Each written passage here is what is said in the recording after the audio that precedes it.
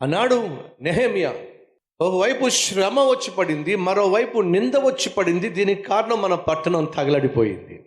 ఈ శ్రమలో నుండి బయటకు రావాలంటే, ఈ నిందలో నుండి బయటకు రావాలంటే, ఏదైతే తగలబడిపోయిందో, శత్రువు వచ్చి దేనైతే తగలబెట్టేశాడో, నెబుకద్నెజరు వచ్చి యెరూషలేము పట్టణాన్ని తగలబెట్టేశాడు. అలా తగలబెట్టడానికి కారణం ఏమిటి? దేవుడు ఇశ్రాయేలు ప్రజలను నెబుకద్నెజరు చేతికి అప్పగించాడు. కారణము, వీళ్ళు ఇష్టానుసారంగా జీవించారు కాబట్టి. వీళ్ళు తమ ఇష్టానుసారంగా జీవించి దేవునికి వ్యతిరేకంగా బ్రతికారు కాబట్టి దేవుడు వారిని శిక్షించే ప్రక్రియలో నెబుకద్నెజరుకి వీళ్ళందరినీ అప్పగించాడు. ఆ నెబుకద్నెజరు వచ్చి దేవుడు చెప్పినట్టుగానే, ఇర్మియా ప్రవచించినట్టుగానే, నెబుకద్నెజరు రాబోతున్నాడు, శత్రువైనటువంటి రాజు రాబోతున్నాడు, ఈ పట్టణం మొత్తాన్ని కాల్చి వేస్తాడు, మీరు మీ ఇష్టానుసారంగా జీవిస్తున్నారు, అది క్షేమం కాదు, దేవుడు ప్రేమ కలిగిన వాడే, కనికర సంపన్నుడే, అయినప్పటికీ మీరు మీ ఇష్టానుసారంగా జీవిస్తే ఖచ్చితంగా శిక్షిస్తాడు అని ఎన్నిసార్లు హెచ్చరిక చేసినా 40 సంవత్సరాలు ప్రొద్దుటే లేచి, పెందలకడనే లేచి ఇర్మియా హెచ్చరిక చేసినప్పటికీ కూడా ఈ ప్రజలు వినలా.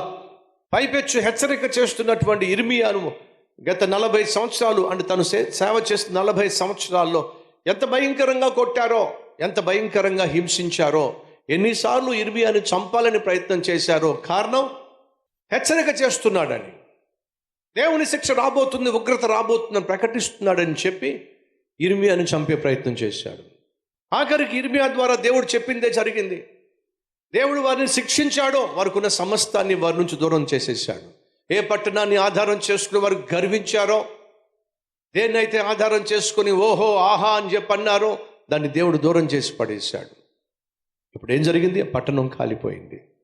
సహోదరి సహోదరులు, అడుగుతున్నా, నువ్వు ఏ తప్పు చేసావు కాబట్టి, ఏ పాపం చేసావు కాబట్టి, ఎక్కడ నువ్వు దేవునికి అవిధేయంగా జీవించావు కాబట్టి ఏం కోల్పోయావు? దాన్ని నువ్వు ఈరోజు ఏం చేయాలి? ప్రభు సన్నిధికి వచ్చి క్షమాపణ కోరి, ప్రభా నా గర్వం వల్ల, నా ఆవేశం వల్ల, నా కోపం వల్ల నా ఇంట్లో సమాధానం కోల్పోయా, నా భర్తతో నా భార్యతో సత్సంబంధం కోల్పోయా, నా బిడ్డలను దూరం చేసేసుకున్నా, ఆత్మీయతను పాడు చేసేసుకున్నా, ఉద్యోగం పోగొట్టేసుకున్నా, ఆరోగ్యం చెడగొట్టేసుకున్నా, చేతులారా వచ్చేటటువంటి రాబడి నేను చేతులారా దూరం చేసేసుకున్నా. దానికి కారణం నా లోపమే, నాలో ఉన్నటువంటి పాపమే. క్షమాపణ కోరి ప్రభు యొక్క కనికరం కోరినట్లయితే ప్రభు ఏం చేస్తాడు? మళ్ళా నీ జీవితాన్ని నిర్మించే ప్రయత్నం చేస్తాడు. కోల్పోయినటువంటి దానిని మళ్ళా నువ్వు తిరిగి పొందుకునే విధంగా చేస్తాడు. దేవుడు శిక్షించాడు.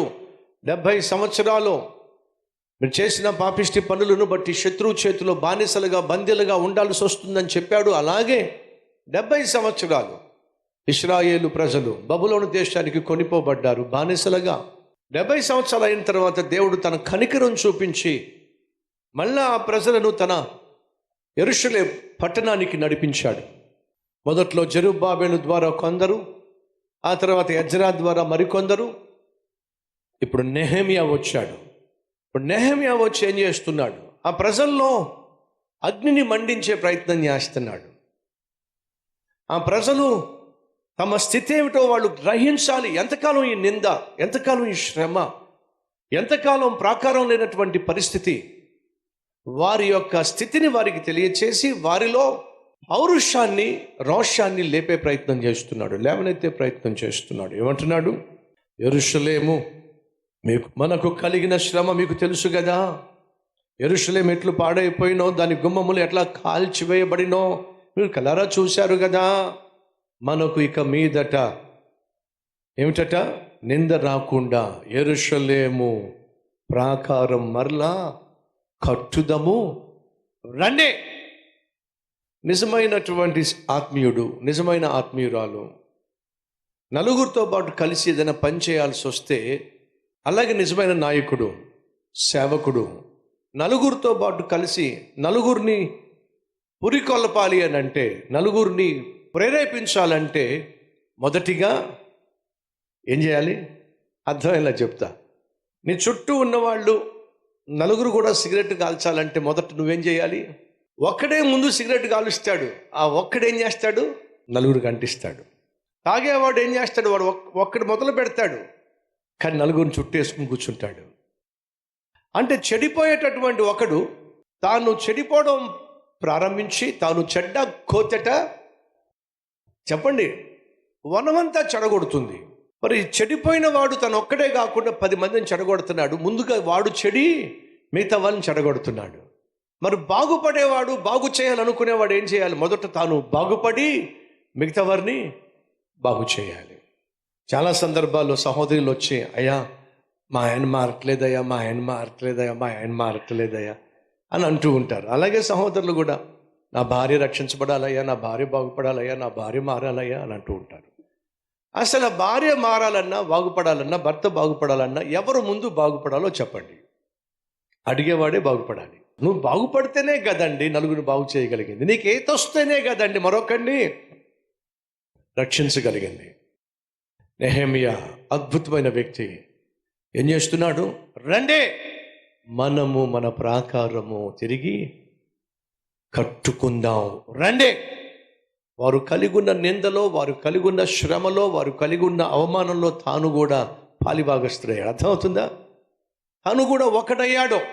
నెహెమ్యా దీనత్వం కలిగినవాడు, దాతృత్వము కలిగినవాడు, ధీరత్వము కలిగినవాడు. ఈరోజు నీ జీవితంలో నువ్వు దీనత్వం కలిగి ఉండాలి. అలాగే నీ చుట్టూ ఉన్నవాళ్ళు ప్రేరేపించబడాలి అని అంటే నీలో దాతృత్వం ఉండాలి. నిన్ను చూసి, నీ దాతృత్వాన్ని చూసే మిగతా వాళ్ళు కూడా ప్రేరేపించబడతారు. ధీరత్వం ఉండాలి అంటే ధైర్యం ఉండాలి. ధైర్యవంతుడు తనకివ్వబడిన పనిని 6 అయినా 100 అయినా చేయాలి అనే దృక్పథం కలిగిన వాడు. నీలో ధైర్యం కావాలంటే నీలో పరిశుద్ధత కావాలి. ఈరోజు పరిశుద్ధతను పాడు చేసే ఏదైనా నీ జీవితంలో ఉందేమో ప్రభువుని అడుగు. ప్రభా, ఎక్కడ నాలో బలహీనత ఉంది, నాకు విజయం దయచేయ్యా, సమాధానం దయచేయ్యా. 2 చేతులు పైకెత్తి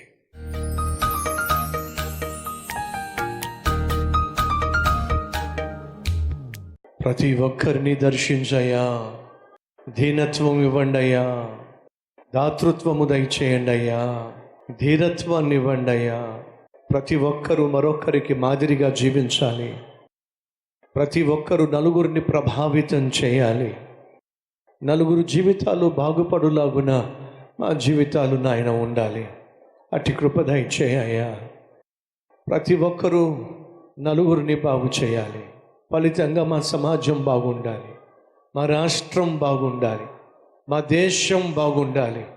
రక్షక, మా దేశాన్ని దీవించాయా, మా రాష్ట్రాలను దీవించాయా, ఇచ్చిన ప్రతి పరిచర్యను దీవించాయా, ఆశీర్వదించాయా నాయన.